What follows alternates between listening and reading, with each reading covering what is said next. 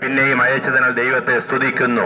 Keralam, India മുഴുവനും വിവിധങ്ങളായ പ്രതിസന്ധിയിലൂടെ ഈ ലോകം മുഴുവനും അങ്ങനെ സഞ്ചരിച്ചു കൊണ്ടിരിക്കുമ്പോൾ വിവിധങ്ങളായ കഷ്ടങ്ങളും പ്രതികൂലങ്ങളെല്ലാം വർദ്ധിച്ചു വരുമ്പോൾ നാം വാർത്താ മാധ്യമങ്ങളുടെ കേൾക്കുന്നത് പോലെ അത് ലഹരി മരുന്നിന്റെ ഉപയോഗം കൊണ്ടും മദ്യപാനം കൊണ്ടും കേരളം വളരെയധികം പിടിമുറുക്കിയിരിക്കുമ്പോൾ ഒരു മനുഷ്യനും രക്ഷപ്പെടുവാനായിട്ട് എങ്ങനെ മുന്നോട്ട് പോകും എന്നറിയില്ലാതെ തലമുറയോർത്തും കുടുംബ അംഗങ്ങളെ ഓർത്തും വിലാപ വീട് പോലെ സർക്കാർ വിധങ്ങളായ പദ്ധതികളെല്ലാം ആവിഷ്കരിച്ചിട്ടുണ്ടെങ്കിൽ തന്നെയും ഇതിൽ നിന്ന് എങ്ങനെ രക്ഷ നേടാം എന്ന് വിചാരിച്ചുകൊണ്ട് മുന്നോട്ട് പോയിക്കൊണ്ടിരിക്കുമ്പോൾ ഏതൊരു മനുഷ്യനെയും സമാധാനത്തിലേക്ക് നയിക്കുന്നതാണ് സുവിശേഷം.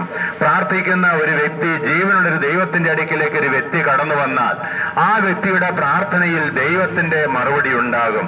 നിങ്ങൾക്കറിയാവോ, വിവിധങ്ങളായ നിലകളിൽ ലോകം മുഴുവനും ഇതുപോലെ കഷ്ടതയിലും പ്രതികൂലത്തിലും കടന്നു പോകുമ്പോൾ മനുഷ്യന് എന്ത് ചെയ്യണമെന്ന് അറിയില്ലാതെ വ്യാകുലപ്പെടുമ്പോൾ പ്രാർത്ഥന കേൾക്കുന്ന ഒരു ദൈവമുണ്ട്.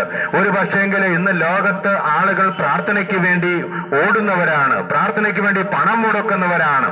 എന്നാൽ ഒരു പൈസ പോലും മുടക്കാതെ, ഒരു നേർച്ച പോലും അർപ്പിക്കാതെ, ഒരു കർമാദികളൊന്നും ചെയ്യാതെ പ്രാർത്ഥന കേൾക്കുന്ന ജീവനുള്ള ഒരു ദൈവമുണ്ട്.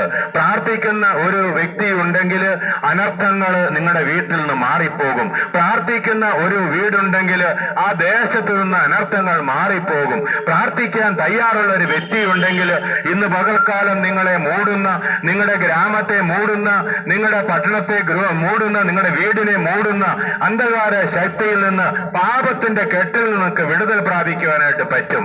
അതിനത്രേ കർത്താവായ യേശു ഈ ലോകത്തിൽ കടന്നു വന്ന് ഈ പാപങ്ങളുടെ പരിഹാരം വരുത്തുവാനായിട്ട് യേശു ക്രിസ്തു ക്രൂശിൽ മരിക്കാനിടയായി തീർന്നു. വിശുദ്ധ വചനം വായിക്കുമ്പോൾ പിശാചിന്റെ പ്രവൃത്തികളെ അഴിപ്പാനത്രേ മനുഷ്യപുത്രൻ വന്നത്, പാപങ്ങളെ നീക്കുവാനത്രേ മനുഷ്യപുത്രൻ വന്നതെന്ന് ദൈവത്തിന്റെ വചനം നമ്മളെ പഠിപ്പിക്കുകയാണ്.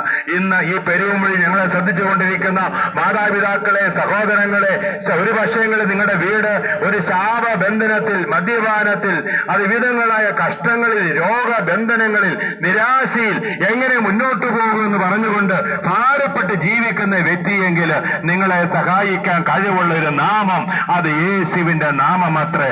ഇന്ന് പകൽ ആ യേശു താങ്കൾക്ക് വേണ്ടി പകരമായി മരിച്ചു, എനിക്ക് പകരമായി യേശു മരിച്ചു എന്ന് താങ്കൾ